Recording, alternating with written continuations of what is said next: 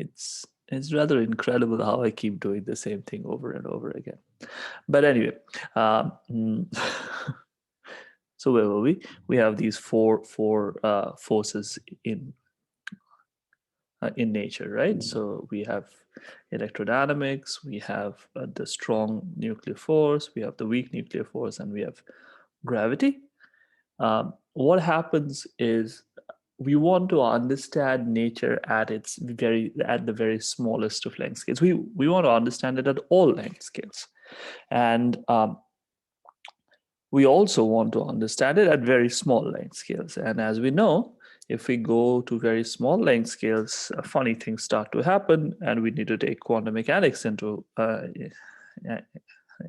consideration.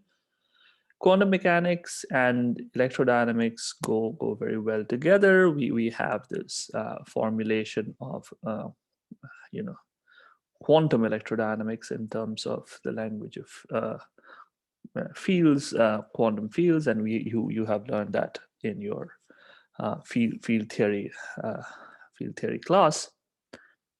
And you have similar things that you can do for the weak nuclear force and the strong nuclear force. These go under the name of Yang-Mills theories, and you can quantize Yang-Mills theories, and you can renormalize them, and so on and so forth. So what happens is that even in your field theories, as you've seen, there are certain infinities that you can and that you do come across, but there is a certain procedure of first regularization and then renormalization, which actually gets rid of these infinities, and you can get a finite theory out of that. And the cornerstone to our success in physics, especially in particle physics, is that these quantum field theories, together with the renormalization techniques, have actually ended us up in theories with theories from which we can predict the cross sections of certain sort of processes, which then people have gone and tested in collider experiments, and there is a matching which is remarkable. Okay. This is especially true in electrodynamics. Things get a little less impressive as you move on to the strong interactions, because there are you've seen things like so there is more to the game out there, but we understand those things reasonably well. What happens with gravity is that if we try to quantize gravity in the same way, we actually don't get that far. What happens is what you can see is, if you start off with Einstein's general relativity, write down its action, and try and do, for example, canonical quantization. The problem that you're hit with is this theory becomes a non-renormalizable field theory. And that is, so we have infinities that we can't get rid of. Life becomes hard. So one of the successful ways around these problems, the one that has been the most, if you wish, the most influential in the past few decades, is string theory. So what is string theory? String theory actually replaces our fundamental objects, which we had previously as zero-dimensional points, with one-dimensional strings. So the input is that you will start off with a theory of relativistic strings, and what you will do is effectively you are just going to impose quantum mechanics on that. Okay, you're going to do your usual sort of for the moment canonical quantization on this theory of strings. And so when we write down the actions, as we have seen in the last class, we will be doing that in a sort of Lorentz invariant way, or current invariant way. So the moment you do that, so you are speaking about relativistic strings. So special relativity is thus an input, quantum mechanics is thus an input, and what you'll get as an output, what I tried to say last time around as well, is a quantum mechanical theory of gravity. By this I mean, when you look at the spectrum of the theory, you are going to get something which is a massless spin 2 object. Okay, and the aim of this lecture today is to actually get you to that point where you can at least see what it means to have a massless spin 2 object. Okay, so we will hopefully get to that. So are there any questions regarding the motivation part of string theory? I mean, of course, we could go on for we'll go on for weeks about this, but are there any immediate questions?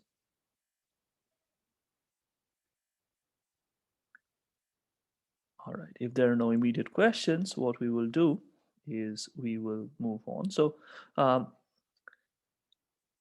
the reason, as I said out here, string theory is actually so successful is because the main tool of string theory also is CFT.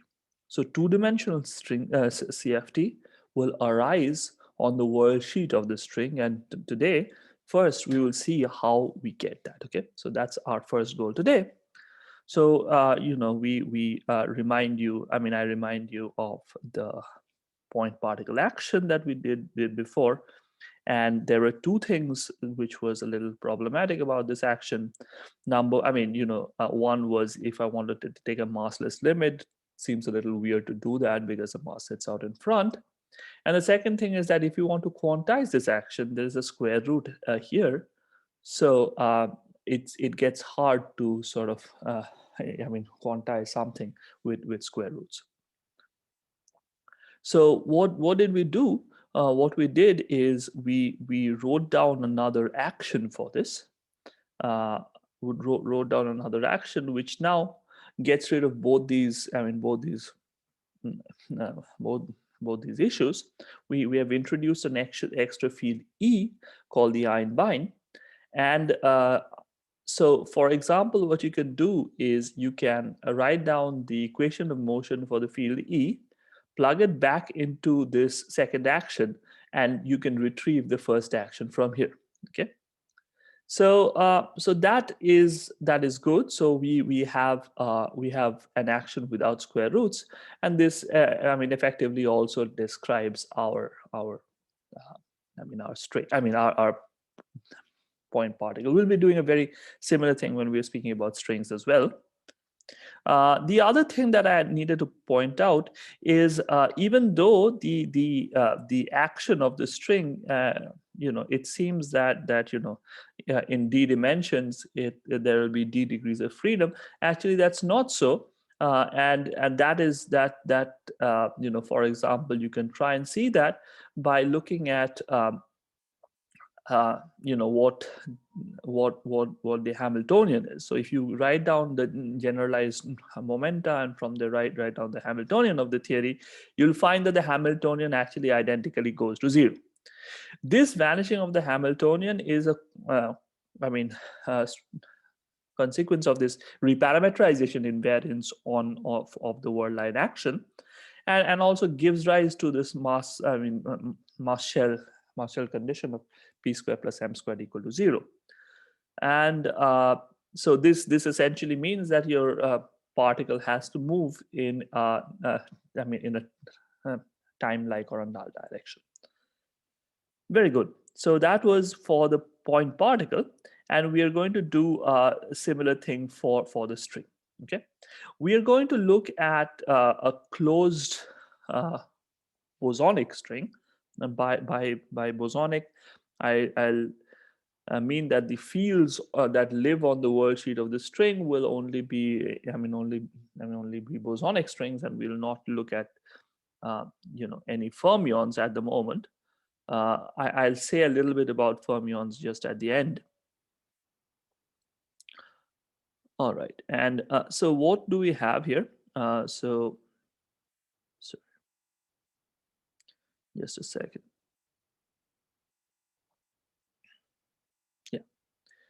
So the idea is that just as the action of the first thing that we started off with, the action of the uh, world line, the world line action of the point particle was given by the length of the world line, right?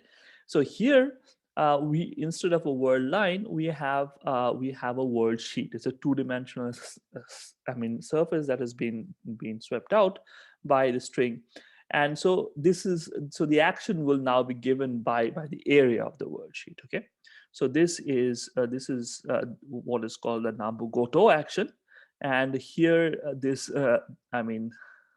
gamma is the induced metric on the worldsheet.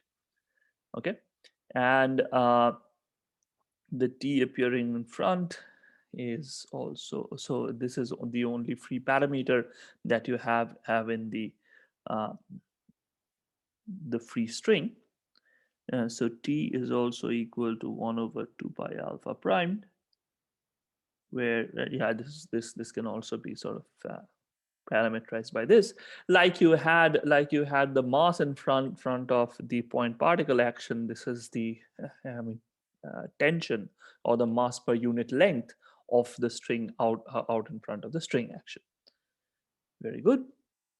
So so this is the Nabu-Goto action. So gamma AB is just the pullback of this space-time metric, which here we take as flat, and x mu's are these coordinates of this string. So that gives you the position of the string in space-time. Okay. Notice that x mu has only an index mu, so the indices mu and nu are going to be the world sheet indices. The indices mu and nu are going to be the space-time indices, and the indices ABC are going to be the space. What am I saying? The world sheet indices. Okay, so notice that x has a mu index and has no a index, so it has to be it is going to be a scalar on the string worldsheet. Very good. All right. Just like the point particle action, the Nabu-Goto action will again be invariant under Poincare symmetry. It will also have reparameterization invariance. And so there will again be a gauge symmetry, and the degrees of freedom will decrease from D to D minus 2 now. You can also check that as a sort of consequence of the diffeomorphism invariance, the Hamiltonian, the canonical Hamiltonian of the string is going to be equal to 0. Okay, very good. Now, as I stressed before, this Nabu-Goto action also has a square root in it. Okay, so since it has a square root in it, we'd like to replace it again, like we did with the point particle action, with an equivalent action, which is now called the Polyakov action. And here, the equivalent of the Einbein is given by a two-index object, GAB. So this is the intrinsic metric on the worldsheet. Okay, very good. Now, notice that the metric, this intrinsic metric, does not have any kinetic terms. Hence, its equations of motion will actually be constraints on the theory. So what are the equations of motion of GAB? So if you do a del S del GAB, what you get is the energy momentum tensor, right? So this boils down. So there are obviously some factors in front.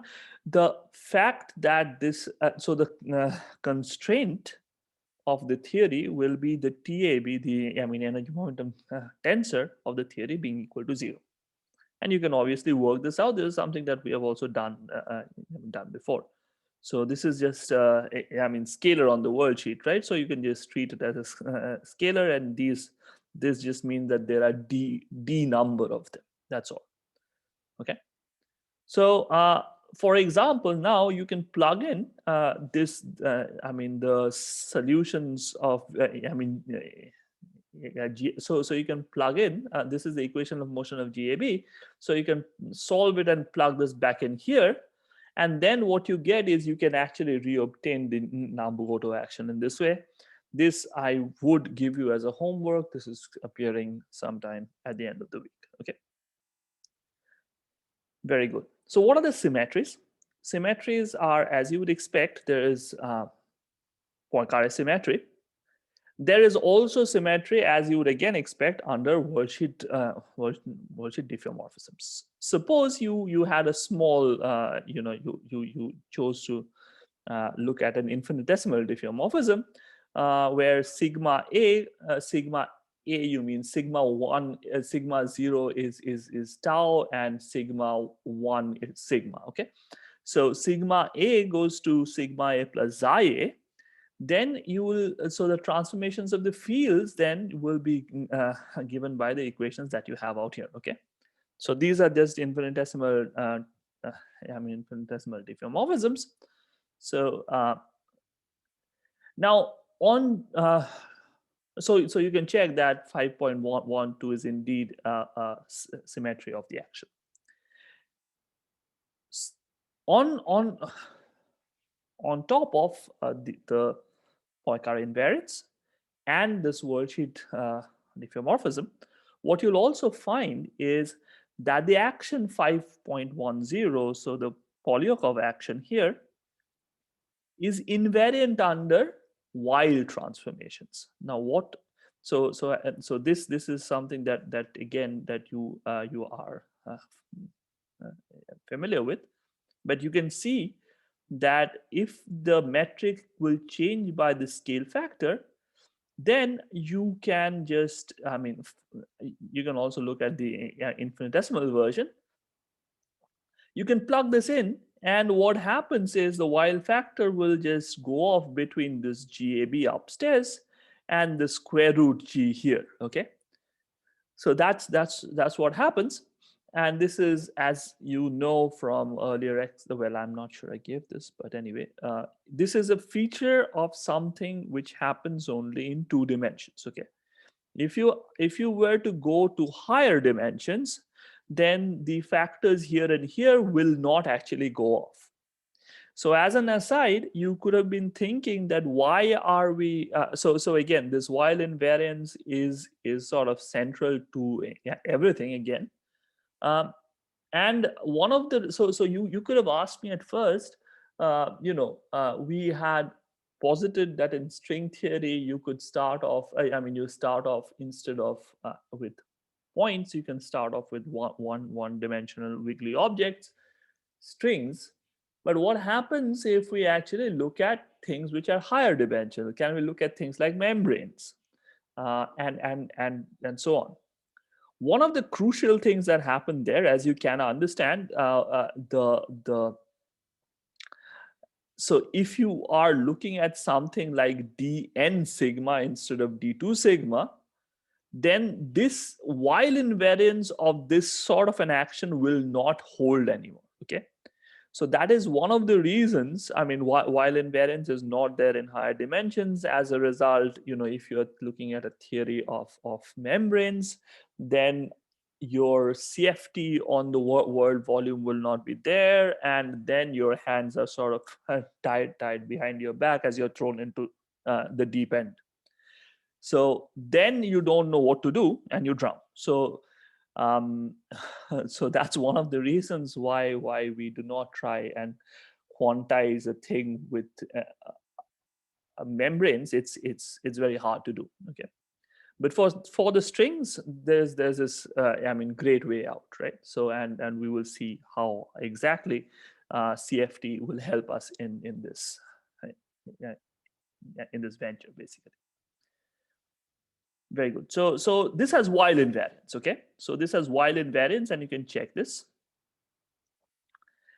And this is something that you saw a little bit, and as a result of while invariance, the energy momentum tensor on the worldsheet is actually traceless. This is a simple way that you can see this, which is something that you have probably already seen.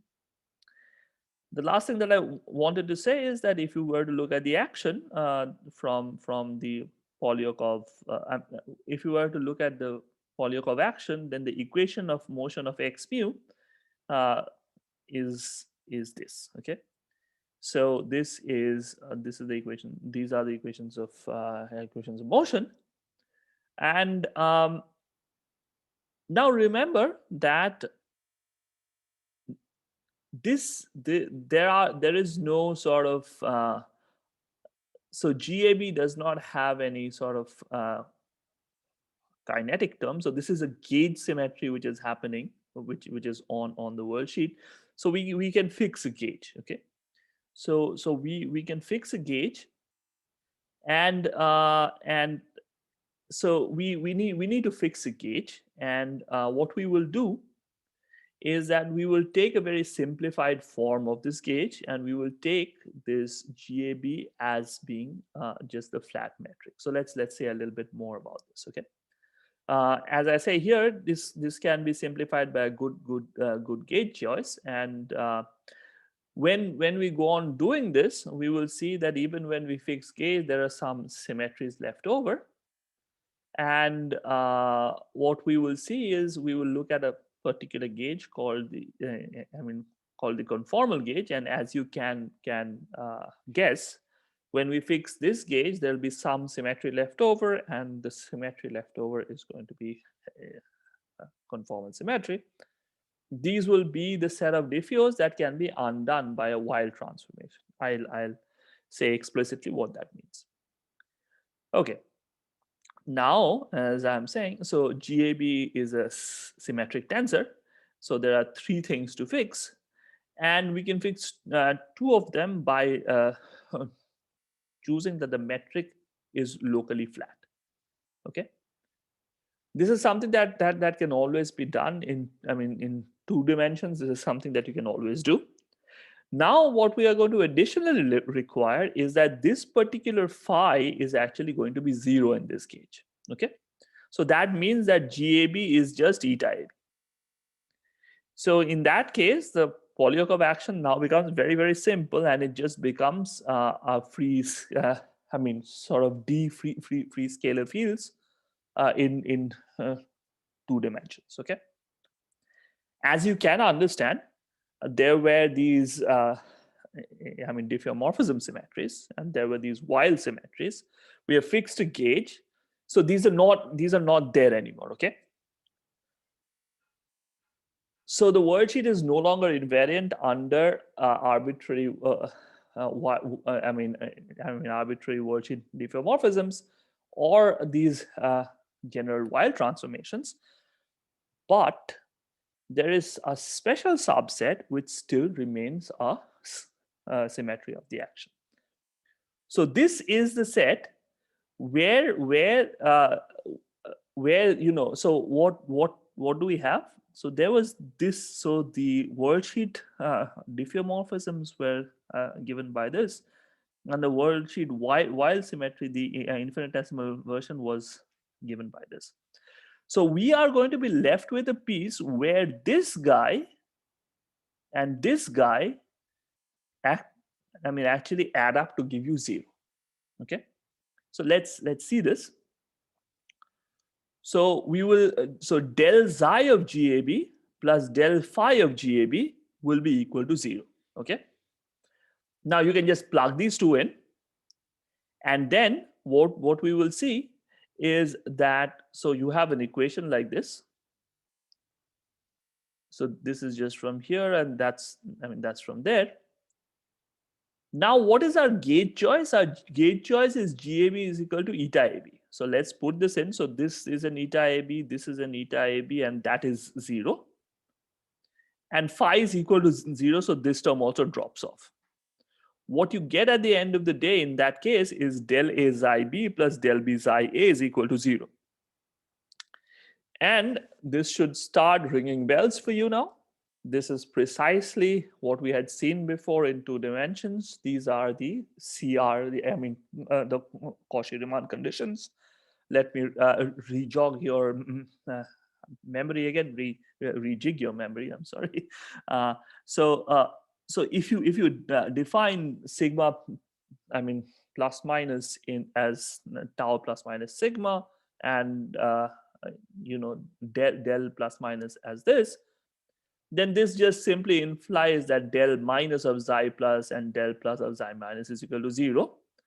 And you can see this is clearly clearly saying that xi plus is a function only of sigma plus, and xi minus is only a function of sigma minus, right? You can break these in modes now, and then what you can do is you can try and figure out what the generators are. And for this, what you need to do is you need to write down what del psi of x is. Del psi of x is what? This is just if you go back to the expression that we had before, del psi of x was psi a del a. So here what it becomes psi plus del plus psi minus del minus. You can substitute the forms back in here, and then you're going to get an plus into ln, an minus into ln bar, where ln and ln bar are given by these expressions. And as you would have guessed, ln and ln bar will close to form now the centerless, the Witt algebra, or the centerless Veracero algebra, signifying that you have now on the world sheet the so you have 2-dimensional conformal symmetry on the world sheet. Very good. So that was that, and then I will move on to other things. But again, this might be a good time to ask me any doubts if you have them. I have a question. Yeah, please. So, like previously, I had this wrong impression that this BRST symmetry after gauge fixing and introducing the ghosts, that is actually the CFT, but that is not the case, right? No, as I was saying, there are several ways that you can do this. There is also a equivalent sort of path integral way, but what is the, so you are going to get the for example, the BRST symmetry. In this case, you can quantize the system in that way as well. So you can find more details of that in all of these books if you want to. But this is just plain simply what we are doing is we have we have an action, and we have fixed a certain gauge in the action. Okay. And even after fixing of the gauge, there is some symmetry left over. So this is sort of CFT appearing as residual gauge symmetries on the world sheet. Okay. Okay. That is the thing essentially. So Yeah. Yeah, you can do it in lots of ways, but this is the central argument is this. Okay. Central argument is there is some gauge symmetry, and we are trying to fix the gauge, but we are not wholly being able to fix the gauge. There is something left over, and that part of that thing is what amounts to your so your CFT arises from there. And what we will do is that this is now going to help us, I mean, organize the whole thing. Okay, this spectrum and everything will get organized from this. Okay, so that's the sort of simplest way which you can see this. Yeah, we'll just also be seeing it in terms of trying to solve the equations of motion and trying to get the mode expansions from there. So that's the thing that I wanted to do next. But yeah, but again, as I was saying, so there is yeah, I mean, BRST approach to the whole thing as well. But that's I mean, as you know, it's a bit more involved, right? Right. Yeah, Yeah. yeah, Okay. Yeah. Thank you. sure. Any more questions?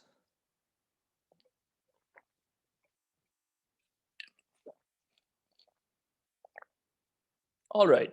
If there are no more immediate questions, let's do something simple. Okay. I mean, most of this is simple. When you look at the math, it is reasonably straightforward. So string theory is not that hard. So if somebody says that string theory is hard, don't really believe them. Okay, going ahead. Now we have these. So now what we want to do is that we have.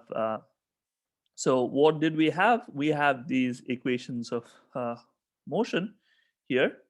And now what we want to do is we want to put this as being flat. So that means that this is just straightforward now.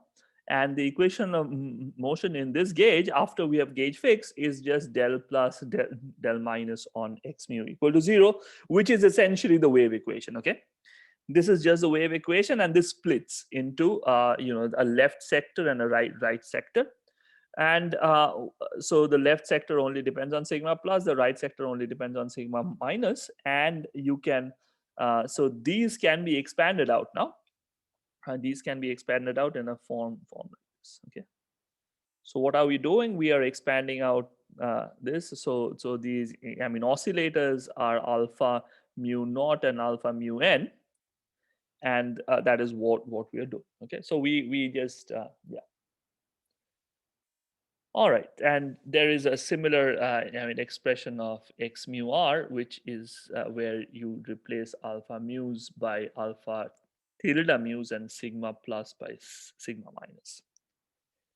Now remember that I was saying that we are going to be looking at closed strings. So what does the closed string require? Closed strings require you to impose certain boundary conditions. Okay, so it has to be closed. So after sigma plus, so sigma plus x at tau and sigma plus 2 pi has to be equal to x at the tau and sigma.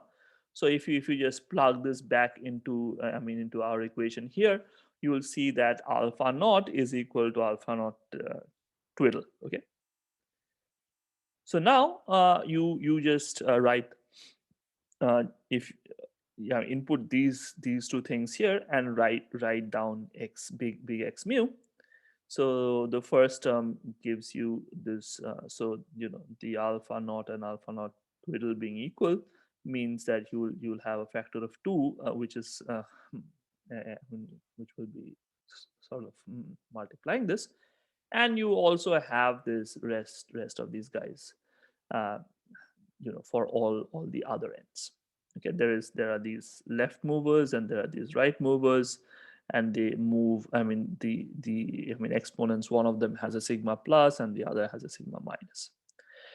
Now x is a field and we want this x field being real.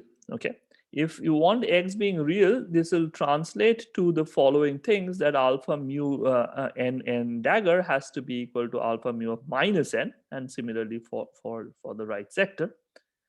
And what you can do is you can look at the Poisson bracket of x with p, and then you can recalculate and you can find out, you can use this to find out what the, I mean, Poisson brackets for these alphas would be. And that is found out in a straightforward way. You find that alpha with alpha n with alpha m is equal to minus I m delta n plus m. And so notice that if you were to actually, instead of these alphas, you were to define something like am mu, which is alpha m mu by root m, then you are going to get the simple harmonic oscillators that you are, I mean, absolutely familiar with. Okay, so just keep that in mind as well. Okay, very good. So this was for the equations of motion. We also have the constraints that we have to deal with, right? So the two that we are going to get are going to be t plus plus equal to 0 and t minus minus equal to 0. So now you have the expression for x's, and you can plug this expression back here to find out what the expression of t plus plus would be in terms of the mode expansion that we have written down here.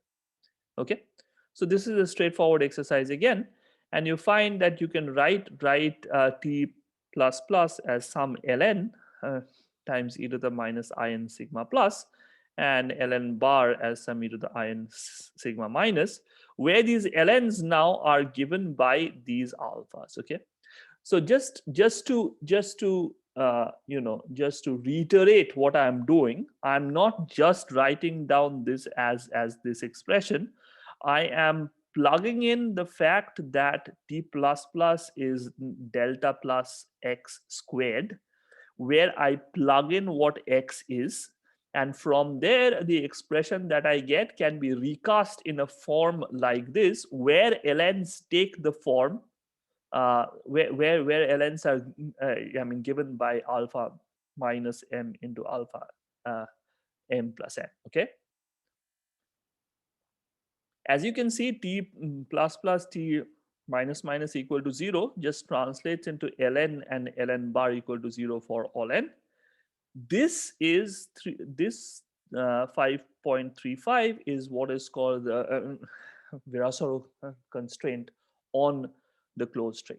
Now what you can do is you can take the expressions of ln which you have here, and you can plug in the Poisson brackets that you have here, and then what you will get is, unsurprisingly, you are going to get back the fact that these L's actually close to form the Veracero algebra again. Can somebody point out what might be a difference in the algebra that I'm going to get in this way, but from the algebra which I just showed you here?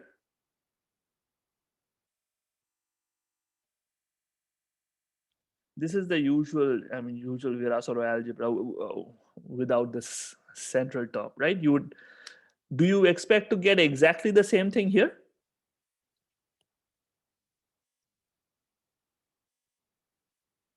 Is there any difference between the two? Can somebody sort of hazard a guess?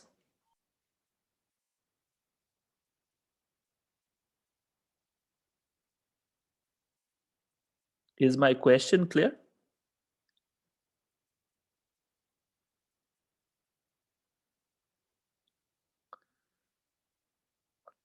Silence all around.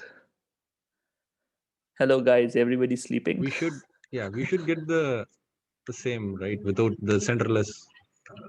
Yeah, but there is going to be a subtle change. Can you point out where?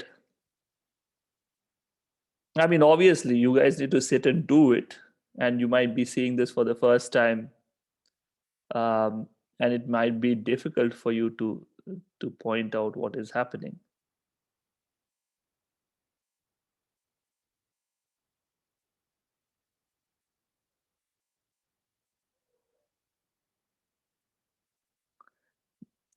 Yeah, maybe this is a little too fast. What I was trying to emphasize is that look, that we are still in Poisson brackets. Okay, and these equations that we have got have these funny factors of minus I in front of them, right? That is because we are still classical in some sense. We have not quantized the system, okay? So when you are going to find out what the brackets of L would be, the brackets of L would sort of become something like ln, sorry, lm, and instead of so this is Poisson bracket, so this is going to be minus I times n minus m ln plus m. Okay, so you will get this funny factor of minus I in front because of the fact that you are actually doing classical Poisson brackets, which actually come from XP Poisson bracket, and you'll only get to sorry, so whatever, yeah, here ln lm as n minus m ln plus m only upon quantization of the system. So you have to quantize. Okay. So this is so far classical. You need to quantize the system in order to get to that. So that is what we will be doing next. Okay. Okay, so like this normal ordering will then of the Yes, operators normal will come ordering in. will be important in that case. All right. So we will also see that. Okay. So yeah. So let's quickly do this. Um, so as I say out here, what happens is if you we want to sort of move to the quantum mechanical version. So the Poisson brackets have to go to I times the, usual uh, commutator brackets, and then your, alphas will be equal to m times delta n plus m, no factors of I floating around. We now define a vacuum of the theory that is going to be annihilated by all of these alpha n's for n more than 0. And the Hilbert space is going to be generated by acting with creation operators on this vacuum 0. Okay. So we can proceed to quantize this system just as we do for a free, scalar field. Remember that there is not one, but d of them in d dimensions. But also remember that we have to impose constraints on the system. It's not enough to just quantize the system as a free theory. You also have to impose these extra things. Okay, so therein, so that's something that you would need to do. So let's see how we go about doing this. Okay, so this is an extra page which I'll get rid of later. So the Veracero constraints are things that we have to impose on our system. So that was just ln equal to ln bar equal to 0. But the classical constraints, right? These are classical constraints. In quantum mechanics, it'll make sense only if you sandwich them between some states. So physical states will be those states that are going to, obey this 5.38. That is, ln sandwiched between two physical states will be 0, and ln bar sandwiched between two physical states will also be 0. Okay. Now, the best way to implement this is by again going into the highest weight. So the Veracero highest weights that you had seen before are going to be very useful here. What we do is we say L naught acting on the physical state is equal to 0. L naught bar is also equal to 0. Notice that there are these A's and A bars which arise here precisely from the point of view that from what Pratesh was pointing out. There is going to be some normal ordering. Okay, since we have gone from the classical theory to the quantum mechanical theory, and you have seen that L's are actually alpha into alpha.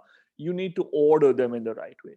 Since you need to order them in the right way, and these alphas have non-trivial sort of commutator relations between themselves, it is going, when you're looking at the 0 mode, it is actually going to give you something non-zero. Okay, so you're going to get something which is A, and there's something which is A bar, which you get from here.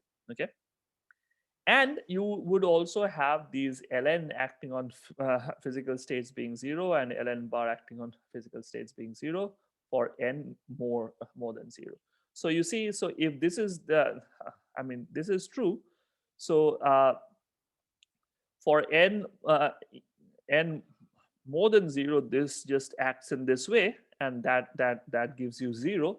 For n less than 0, it'll act in the other way, right? So you know that ln, so l ln dagger is equal to l minus n, right? So then this particular this particular line is true for all n.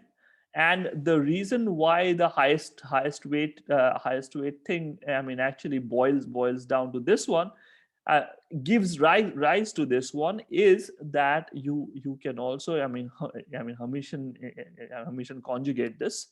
And now if you just keep this in mind, all the ln sandwiched between two sort of physical states is going to give you 0. So this is how we implement the highest weights uh, to give us something like the Veracero constraints on the string. Okay. I just said that the non-trivial commutator relations result in the normal ordering of the A, and you can actually write this down, and you will find that there is L naught, which gives you something like alpha prime p squared into nl and alpha prime p squared plus nr. So nl and nl and nr are actually just the number operators, and they count the number of modes. And you can you can figure out the fact that alpha naught is like p squared by doing the following. So you can find out what p mu is from just by looking at the at at the Lagrangian, and you can define a total momentum, which I call small p mu, by integrating over all sigma, and that just leaves you with the fact that alpha naught squared is actually just this. Okay. Now L naught and L naught bar are these two guys, and now the rest of in the next 5 minutes I'll actually not be saying much, but I'll not be doing a lot of algebra, but saying a few things. Remember that we have now quantized the theory, right? So now we have, so this was going to actually lead to a central extension of the algebra. So this is going to lead to C equal to C bar equal to D. So we are actually in D dimensions. How can you find this? You can either do it by a direct computation, or you can just remember that you have actually D scalar fields on the worldsheet which are massless. Hence, the central charge is going to be this usual, free boson, right? So the usual free boson CFT is a central charge C equal to 1, and now you have D of them. So this central charge will just be equal to D. All right. Now, so at the end of the day, we have these two things. We have A and we have D. Okay. So these are not fixed yet. I'm not going to be going into how you can fix this, but there is a way to do that, either by requiring that the gauge anomaly be 0, or you can look at it from the point of view of a light cone gauge, and you can try and close the Poincaré algebra. These are just words. I'm not going into them. But what happens is A will be equal to A bar is equal to 1. We'll show you why A equal to A bar just down here. And the D, the number of dimensions that the string can actually propagate in, will be 26. Okay, for those of you who are seeing it for the first time, this will be a shock, but most of you are not, and most of you know that string theory lives in weird, I mean, weird weird dimensions. For the bosonic theory, the bosonic theory lives in 26 dimensions. Okay, let's look back at the spectrum and try and focus on the vacuum of the theory. So let's demand that the vacuum is something that we want to keep. Okay, so L naught has to be, L naught acting on this particular vacuum, which also has a momentum P, is A, A into this guy, as we have seen before, and L naught bar is A bar into this. Now you remember, if you just wrote down the expression for L naught, then what all you'll get at the end of the day is, so you have I done this? Yes. So you have all of these guys, right? And the only thing that is going to be left is, so if you add this on, on the vacuum, these guys are just zero, right? Because there are no alphas acting on them anymore. So this is just equal to zero. So if you add this on, on the vacuum, so these will just drop off, and you just get alpha prime p squared by 4. The vacuum has some particular momenta which is given by p, but you notice that uh, the fact that, okay, that you have a here and a bar here, it is going to just translate into the fact that a is equal to a bar. Okay, so L naught acting on the vacuum is this, L naught bar acting on the vacuum is this, and by this previous equation, we see that a is equal to a bar. Now you can rewrite the things that you have as just L naught minus L naught bar. So okay, so now what you have? So you have a equal to a bar. Okay, so you have fixed a equal to a bar. You don't really know what a and a bar are, but we can now rewrite these equations. How do we do that? So now what we have is that we have something where L naught minus L naught bar is acting on a physical state has to be equal to 0, and L naught plus L naught bar acting on this will be equal to twice A. That is what we get from here, right? So this particular thing says that the number of left movers and the number of right movers in any physical state has to be equal. This is called level matching. And this other thing, as we will just see, is going to give us the mass of the state. Okay. So what is m squared? Remember that p squared plus m squared has to be equal to 0. So so m squared on some on some physical state is minus p squared on the physical state, and we have just seen what p squared also is. So this is just simply nl plus nr minus 2a, right? So this is just so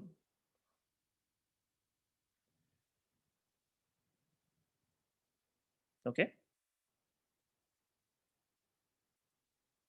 So we have the expressions for L and L naught and L naught bar, and we plug these in, and this is what we get out of the system. Okay, so now we have the fact that you would be able to write down the mass of the system in terms of what the what the levels are. You remember that these two also have to be equal, and this minus 2a as well. Okay, now I've not shown you this, but you can find out that a is equal to 1, and then that just gives you that the mass of the state is nl plus nr minus 2.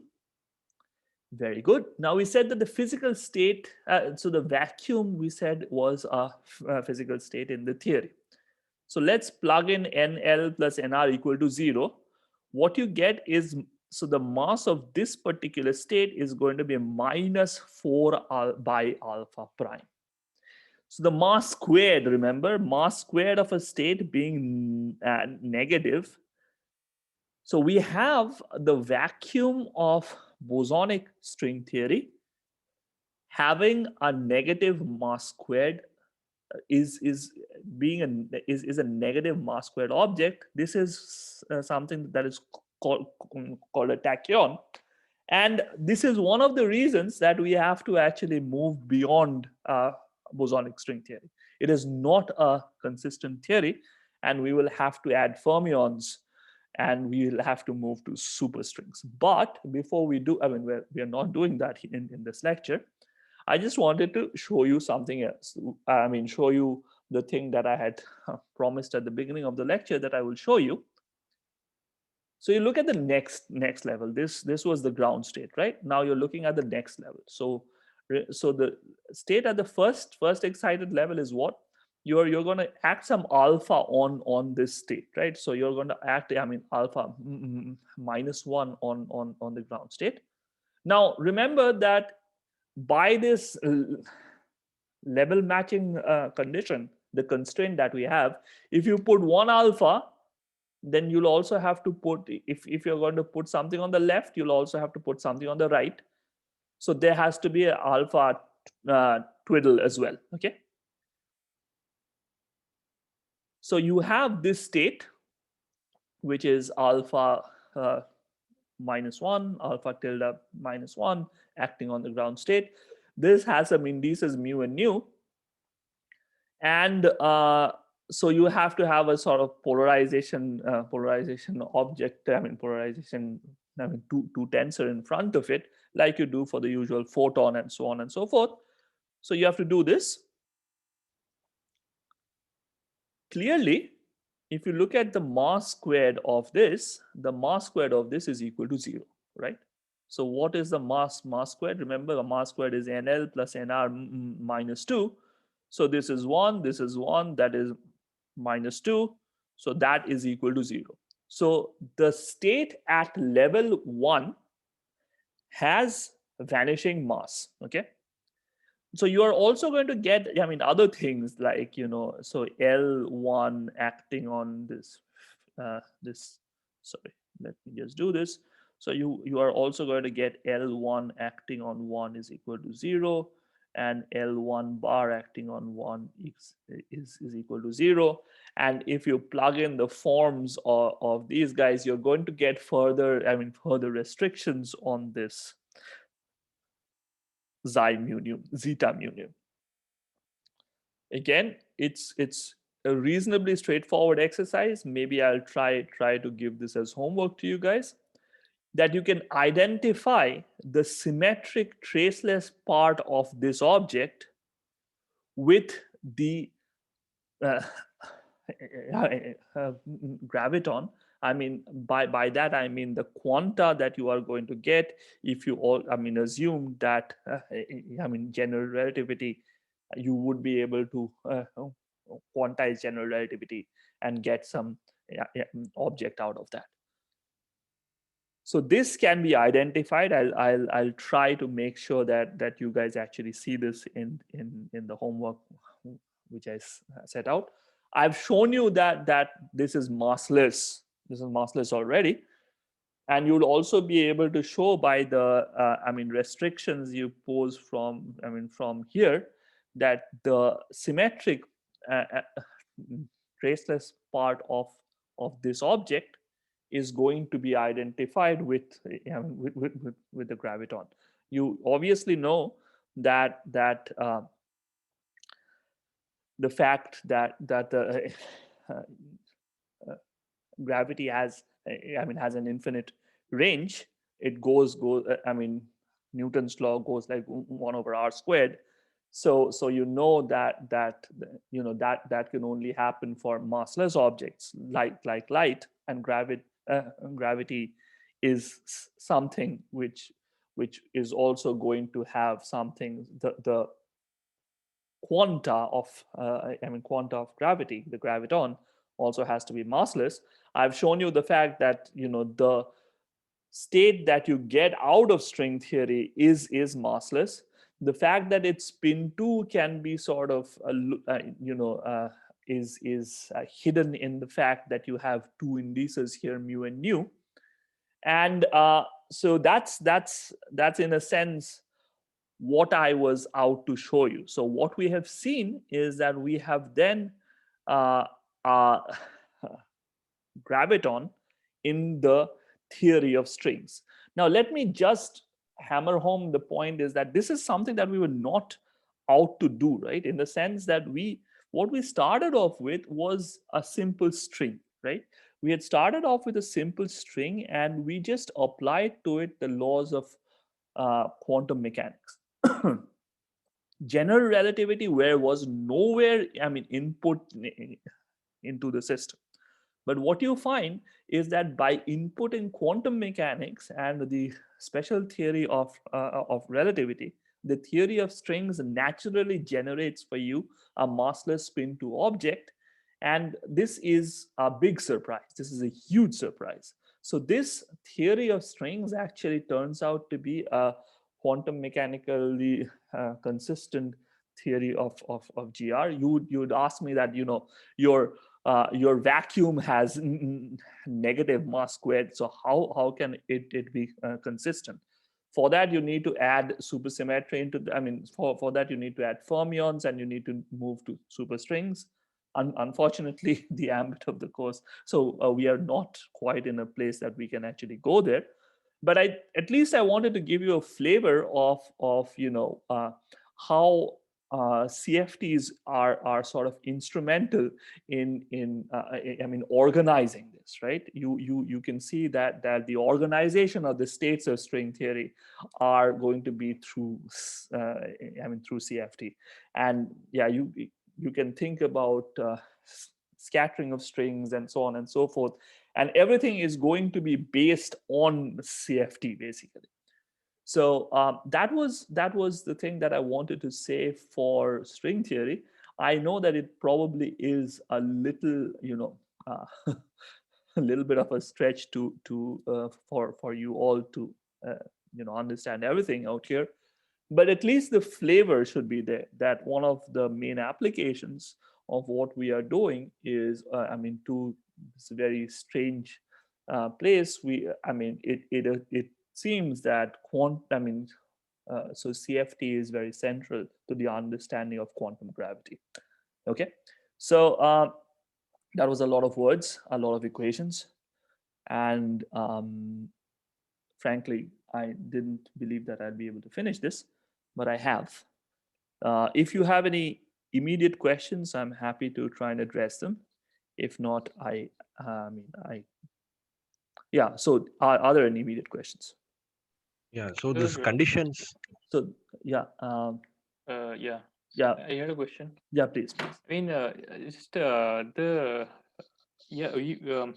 reason that graviton has to be spin 2. Yes. Is that because the metric is rank 2? I mean, is that the reason? That's a simplified way of trying to look at it. So you can also think about let me so this is something that I want to actually show you guys. I didn't have the time to do it. So that's in a way, if you sort of wave your hands around, yeah, so the indices have to be, so it has to be a 2-index object and so on. But there is a cleaner way of trying to show this. Okay, so let me try and set this up as a problem for you guys to do, and if you first have a go at it. Okay, I'll try and set this up for you guys. Okay. Okay.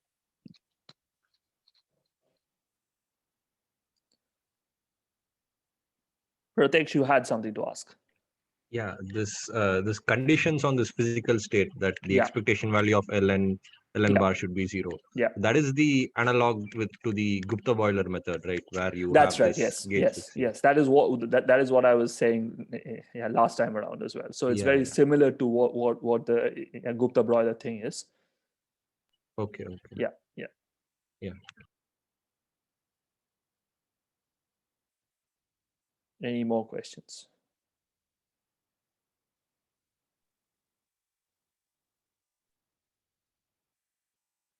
So the idea, in a sense, is that I'm going to be moving on to CFT on a torus next time around, and we will be speaking about that for a bit, and I'll show you something called the Cardi formula, and then depending on how I'm doing, maybe there will be 1 or 2 lectures on holography.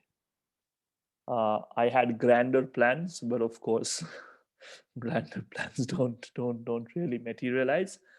So, but if there is somebody who wants some specific topic on which you want to learn a little bit more or something, let me know, because I'm not very clear yet. Maybe we should have an extra class sometime next week or something. Not entirely sure, but yeah. Any quick requests for something? I think Projal wanted to learn about more about holography, I guess, right? Actually, maybe in my readings, I'm looking at that a little bit. At least the counting arguments I'm looking at. Okay. How the structures match. Okay. Yeah. So yeah, I mean, I want to set you guys at least, this last little bit was a little rushed. So I really want to set this up as a problem and show, show you that. I mean, I don't know how much.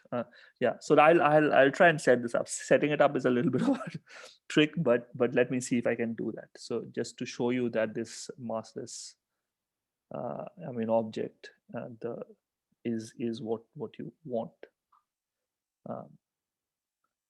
Symmetric, traceless part of this is what you want. So yeah, so that was a that was a lightning course on string theory, done in less than 2 lectures, but yeah. So the idea again is that you have these symmetries arising as gauge symmetries, residual gauge symmetries on the worldsheet of the string.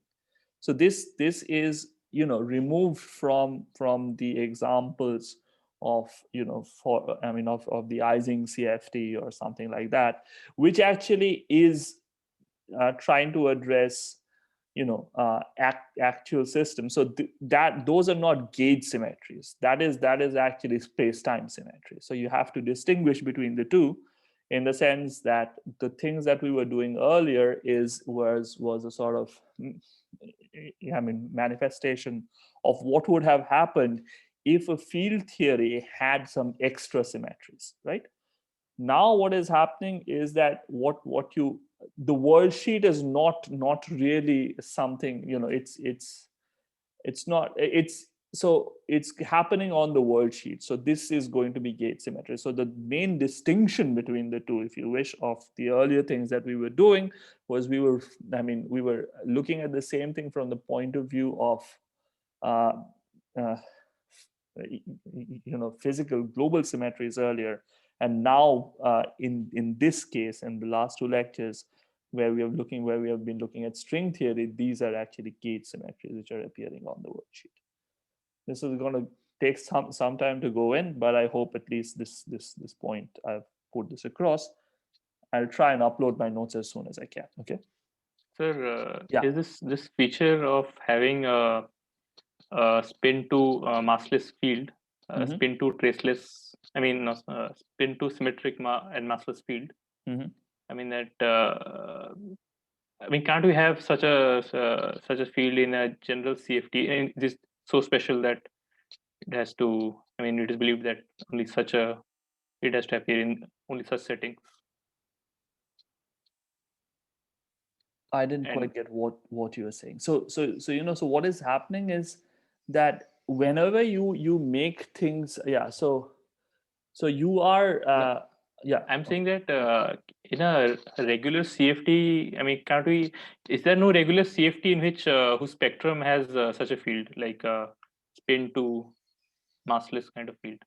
See, what is going to happen is that you are always going to get something like the, I mean, stress energy. I mean, so the T mu nu, for example, of CFT would always be there. Okay. So, for example, what is going to happen is that this is going to actually. Okay, so let me try to clarify this a little bit more. So remember this, the indices that you have here, right? So the indices that I have been trying to point out here are mu nu indices, right? Yeah. These mu nu indices are not on the world sheet, by the way. Okay. Right? Okay. These mu nu indices are on this, I mean, space time, right? Yeah. So what you have got is the string is propagating in some, I mean, some particular background. So if you quantize the string, what you're going to get is the, I mean, G mu nu, which is something which is in, which is the, I mean, G mu nu of I mean, of the background, basically, right? Okay. So these are indices not on the world sheet. So it's not a spin 2 thing on the CFT per se, right? Okay. It is that on, I mean, it is that on in the ambient The background. I mean, space time where the string moves. Okay. Okay. So so that is why I was trying to make the distinction between what we had done earlier and what we are trying to do now. Okay. Just following up on Yeah. that. Yeah. So yeah, this spin to like the state. Yeah. Like so that is propagating in the space time, and I don't like. So it somehow seems that like. Okay, so let's try to break this down a little bit. So you have a string, okay?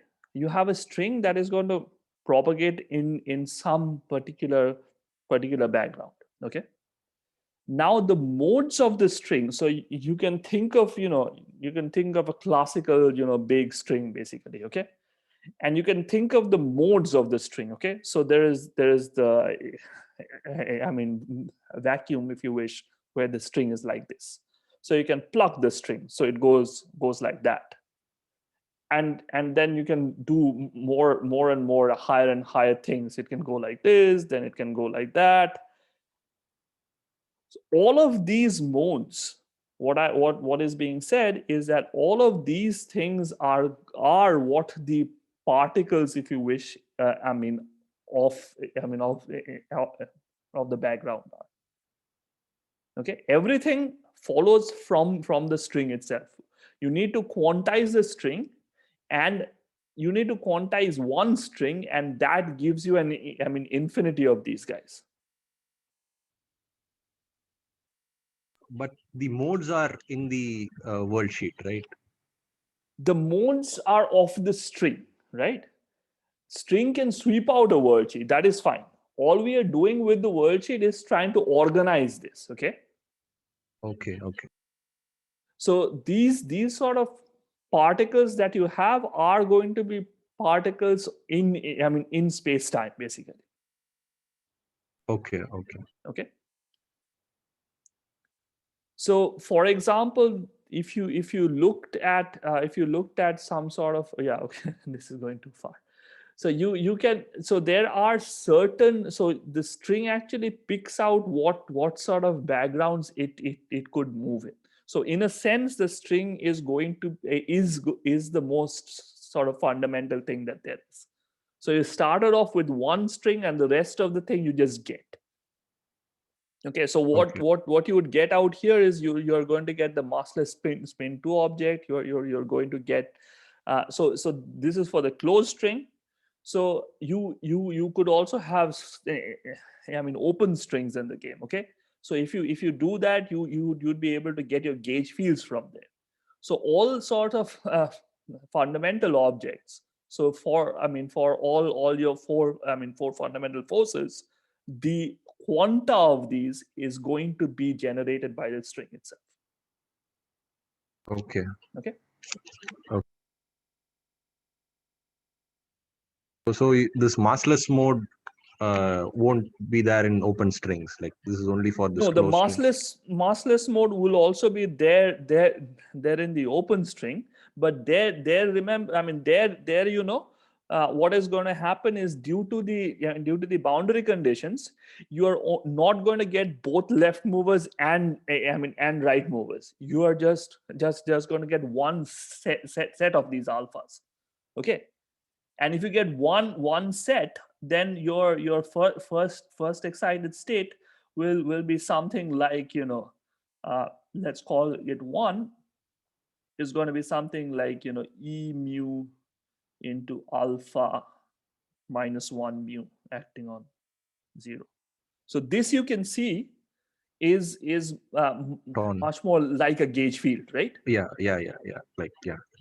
So that is what is, I mean, that is what is going to happen. Okay. All right, that was quite a long thing. So let's get back to CFTs from next time around, and we will, from the plane or the cylinder that we are doing, we are going to move on to something which is, I mean, shaped like a donut. All right, guys, so I'll stop sharing. If there are any more immediate questions, feel free to ask, go ahead and ask me more. But maybe I can stop the recording as well.